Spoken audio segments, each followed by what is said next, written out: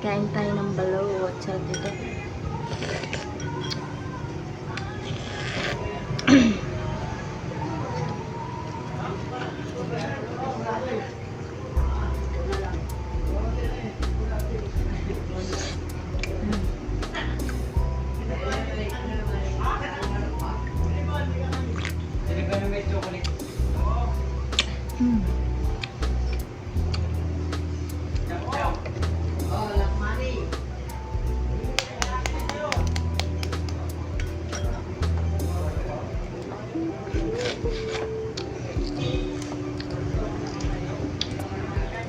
Kailan niyo ba guys si Tito Mars? Di ba sobrang arte kumain mo?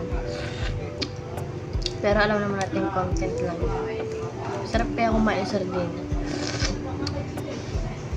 Bet tayo mag-iinarte sa masarap na pagkain, di ba?